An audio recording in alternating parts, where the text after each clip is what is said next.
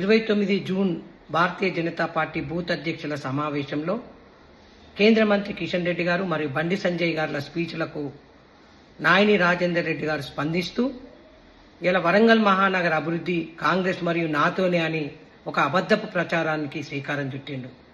చాలా సంవత్సరాలుగా కేంద్రంలో రాష్ట్రంలో అధికారంలో ఉన్న కాంగ్రెస్ పార్టీ ఆనాడు కాజీపేటకు శాంక్షన్ అయిన కోచ్ ఫ్యాక్టరీని పంజాబ్కు తరలించింది కాంగ్రెస్ పార్టీ కాదా?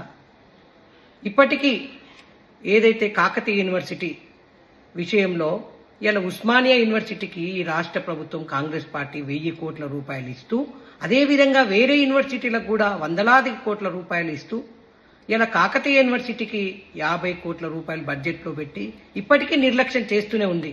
మన ప్రధానమంత్రి నరేంద్ర మోడీ గారు భారతీయ జనతా పార్టీకి ఇలా వరంగల్ మహానగర అభివృద్ధి కొరకు ప్రాధాన్యత ఇచ్చి smart city, heritage, Amrit, infrastructure అభివృద్ధి కొరకు, అదేవిధంగా రైల్వే లేన్స్, రైల్వే స్టేషన్ల పునరుద్ధరణ, వందే భారత్ లాంటి స్పీడ్ ట్రైన్స్, గిరిజన యూనివర్సిటీ, ఇలా సిటీకి 4 వైపులా నేషనల్ హైవేస్, అదేవిధంగా పేదల వైద్యం కోసం సూపర్ స్పెషాలిటీ హాస్పిటల్ కేఎంస్లో 120 కోట్ల రూపాయలతో ఇస్తే ఈరోజు అది దానికి తాళం పెట్టే పరిస్థితి. పేదల వైద్యాన్ని ఇలా కాంగ్రెస్ పార్టీ పేదలకు అందించే వైద్యాన్ని నిర్లక్ష్యం చేస్తూ ఉన్నది.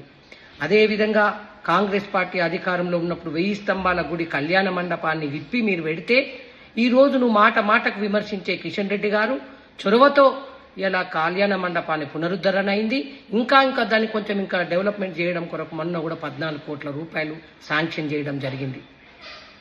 ఇంకోటి మాట్లాడుతున్నాం, అంబానీ, అదానీ, పేపర్ లీకేజు, మోడీ హత్యలోని దేశ రాజకీయాలను ప్రస్తావిస్తూ చర్చ జరగాలని మాట్లాడుతున్నాం.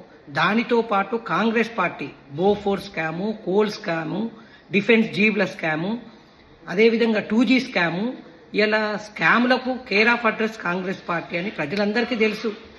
ఇలా ప్రధానమంత్రి నరేంద్ర మోడీ గారు 12 ఏళ్ల పాలనలో అవినీతి రహితంగా అభివృద్ధి లక్ష్యంగా పనిచేస్తూ ఉన్నది. ఇక ఇంకోటి మాట్లాడుతున్నావు, ఇలా భారతీయ జనతా పార్టీ ఏమైనా దేవుళ్ళు అంటదని. బరాబరి భారతీయ జనతా పార్టీ జై శ్రీరామ్ అంటది, జై శ్రీరామ్ హిందువుల కోసం పోరాటం చేస్తుంది. మరి మీ నాయకుడు మాట్లాడితే ఏం మాట్లాడిండు? ఇవాళ ముస్లిం అంటే కాంగ్రెస్ పార్టీ, కాంగ్రెస్ అంటే నేను ముస్లిం అని ఓవైసీని మెడలకెత్తుకొని తిరుగుతున్నాడు. భారతీయ జనతా పార్టీ అట్లా కాదు, హిందువుల కోసం కొట్లాడుతుంది, కంపల్సరీ జై శ్రీరామ్ అంటది, ఖచ్చితంగా హిందువుల కోసమే పోరాటం చేస్తుంది. జై శ్రీరామ్.